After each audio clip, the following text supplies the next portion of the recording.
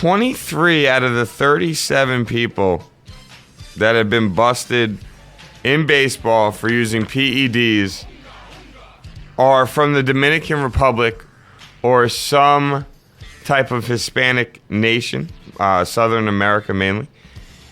23 out of 37. That's a pretty large percentage. So they, on the show, on Mike and Mike, they started going into how these guys are coming from nothing, and they're seeing, poverty all around them, everywhere they look, and how they're willing to take risks that not everybody's willing to take for the idea of being able to get out of there. Now, this may be true, this may not be true, but I personally have a hard time believing that people, gentlemen from the Dominican Republic and from South American countries have a drug problem when it comes down to PEDs. I can believe the idea that they look around and they see poverty around them and they say, I got to do whatever I can do to get out of this. I got to do whatever I can do to make my life and the people's lives around me better. And I'm willing to take risks to do that. I mean, let's be honest. People from Cuba and, will take a boat across the ocean to get to Florida, to get out of there and come to a country where they believe they have a better opportunity to have a better life for them and their family. I've worked with numerous men in the restaurant business who come to the States to make money here and then go back to their home country, and it's like they're a millionaire, where here they were barely getting by, but at the same time they just stack all their money.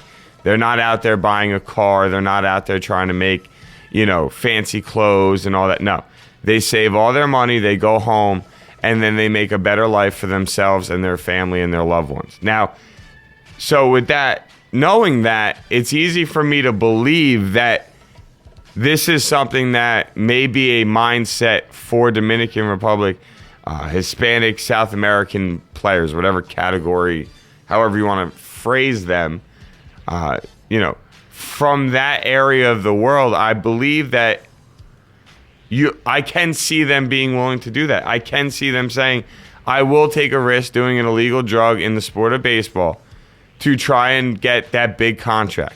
Because once you sign a contract in baseball, it's guaranteed. Now, I do not know if you do I believe if you do PEDs, you're busted for breaking the rules, that they do void out your contract. I am pretty positive on that. But what I don't know is how much of that contract they lose.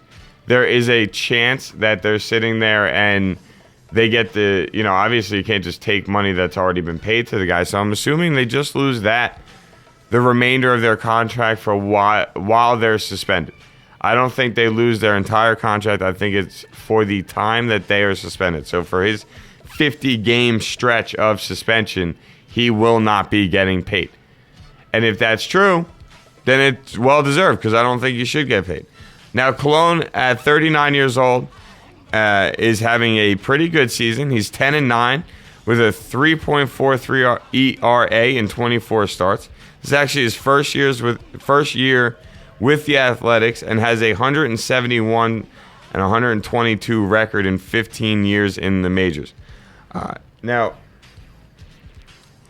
he's only on a 1-year deal, so that's sort of interesting to say the least, if you think about it, for the fact that he has, just like Cabrera, had the chance to have a great year and come out and make a very, very nice payday for himself.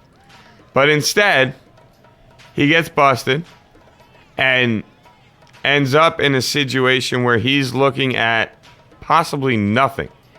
He's looking at a chance where he will not get another contract due to the age and the fact that if a team signs him, he's already suspended for the first 10 games of the year. And on top of that, you don't know if he's going to do it again. I'm not saying he will. I'm not saying I think he will, because I think this is one of those situations where once you get busted, you sort of don't want to walk that line again. Ironically enough, both men have a Hispanic background to them. Both men are playing in the West Coast. Both men are on teams for big playoff races. Both men are on one-year contracts playing for the team for the first time. Both men are in a crap situation. Now, I never was able to get the details for Cabrera on what he lost contract-wise, but I do have in front of me what Colon will be losing. He will lose the remaining pretty much $470,000 of his $2 million base salary. Not $200 million. Let's be honest, this guy isn't that good. His $2 million base salary for this year. He also has earned $750,000 in performance bonuses based on starts and $150,000 based on innings, which are not impacted. He was expected to start tonight, which would have earned him another $250,000, and the suspension will cost him the chance to make $850,000 in additional bonuses based on innings. So, AKA, that's $1.1 million plus another $470,000. So almost $1.5 million this man is going to lose because he got caught using steroids. Not even including what he might have lost out on his new contract, which me and my new friend Mikey Aggs were getting into, is the fact that not only are these guys screwing themselves financially right now, but both of them were having great years and going into a contract. So they were going into the opportunity to sign a new contract and make a nice bank. And now I don't know if this whole Dominican Republic Hispanic thing is true on, whether or not these guys really are more likely to be using PEDs than, an American-born player or somebody from a less poverty-stricken area. But 23 out of 37 is a number that I still can't get out of my head. 23 out of 37 people that have been busted in baseball for using PEDs, 23 of them are from the Dominican Republic or from a Hispanic nation or Southern American, country. Not really sure.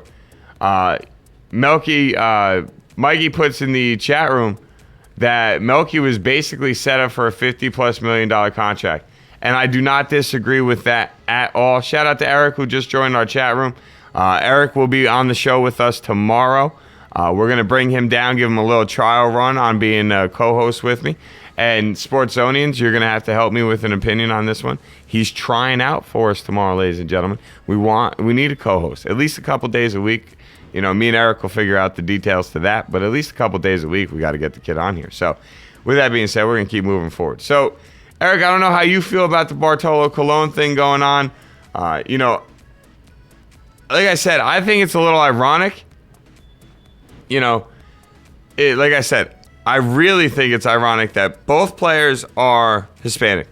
Both players are playing in the West Coast. California. Don't even need to say the West Coast. In California. Both players are playing on teams that are in a playoff race, wild card or division, or both.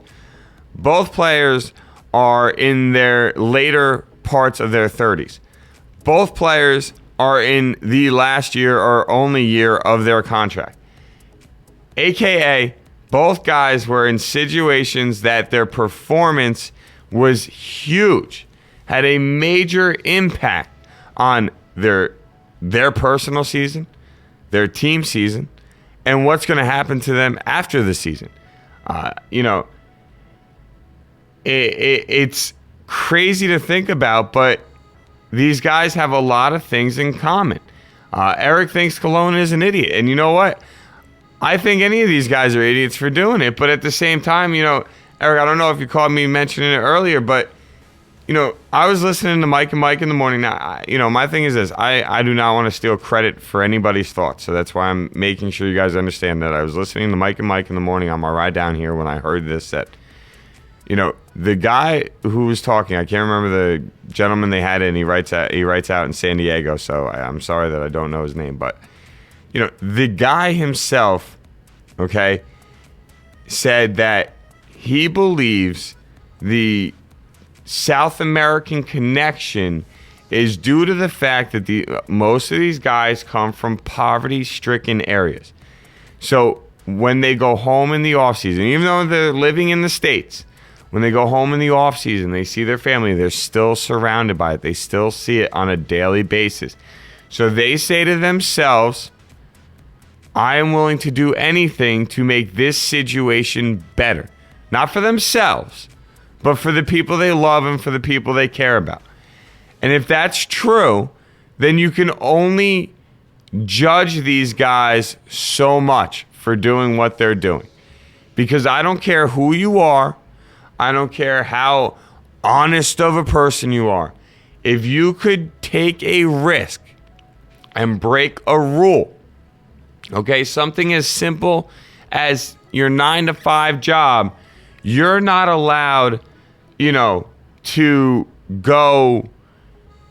I don't know what's something that you could break the rules that you would get, kicked out of your job for, but it would be worth the risk. But, let's say you can't make a phone call in the middle of your workday, but by making that phone call, you are going to save somebody you truly love a lot of heartache and pain, or you're going to save them from getting into a car accident.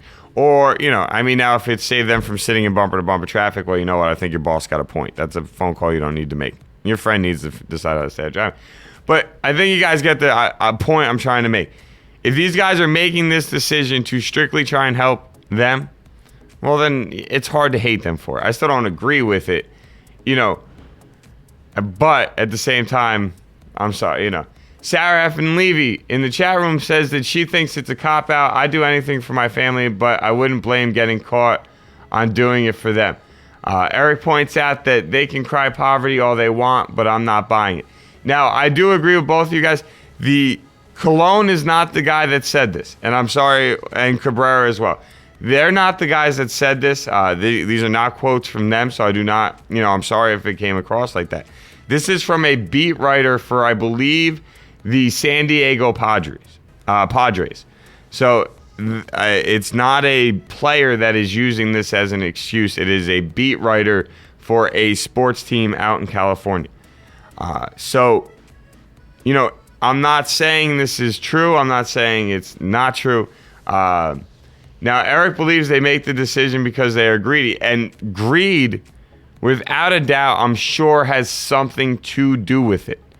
Greed has something to do with most people doing things to help themselves that hurt others. Now, like I said, I wanted to find, a quote that was said, but I just need 1 minute to find that. I apologize. I believe, because I was reading this last night, and it's from one of Colon's teammates. And pretty much what he was saying is that he was pretty pissed with Colon, saying that, this is a team game, and when you make a decision that hurts you, you're also hurting your team as well. And that's completely true. It is, in its own way, a selfish situation. Colon was having some of his career best this year. It was 10 wins, his best since 2005 when he had 21. 3.3 RA, his best since 2002. His whip at a 1.21, his best since 2005. His walks per 9 innings at a 1.4, his best ever. His strikeout to walk ratio, his best ever. His innings pitched to games started, his best since 2005. His WAR, which I actually don't even know what that is his best since 2005. AKA, this man is having an amazing season, and you no longer are going to appreciate it due to the fact that, you were cheating. Now, Brandon McCarthy, starter from the Oakland Athletics. That's what I was looking for. And this is his direct quote. You can say someone's a good teammate, but it has to extend in all facets. off the field, on the field, and how you are in the clubhouse. No matter how you look at it, we've now lost a really important part of our team to his actions. And that, to me, is one of the best ways to say it, because you're not attacking the guy. You're not getting on him for being an ass, even though that's what he was. You're just simply putting it out there. Being a good teammate is based on a lot more than just what you do on the field. You have to think of your teammates, when you make that kind of decision and the effect it has on them and your fans. You can come out and write your little apology statement and I'm sorry to the fans and my teammates and the organization and blah, blah, blah, blah, blah. Shut up. All right? We watch We watch, Cabrera. Melky Cabrera just do this last week and then 2 days later post up a fake website to try and convince the major leagues that he bought a product and he didn't really do it by choice. Look, okay? I am talking about Bartolo Colon and his 50-game suspension for doing PEDs. Sir Jeremy, welcome to the chat room, by the way. Shout out to Jeremy in the chat room. And that connects to the fact that, look, Oakland hasn't made the playoffs since 2006 and now has a half-game lead on the wild card. They're only 5 games back of Texas for the division. This is a huge hit to their team. So it's selfish in its own right, and it's in its own aspects. I am disappointed that these guys do this, but at the same time, who the hell am I to judge them? Oh, by the way, I do a sports talk show. That's why it's my job to judge them. You're an idiot. You don't need to do this stuff. I'm sorry. I know at 39 years old, your stuff's tailing off, but use your mind. Baseball is a very, very mentally tough game. You have to think your way through things. So you know what? You can't throw a 95-mile-an-hour fastball. You're doing 87. So now you got to place it better. Now you got to use it at a right time, at times that guys don't expect you to use it. That, to me, is your job as you get older, not to start cheating.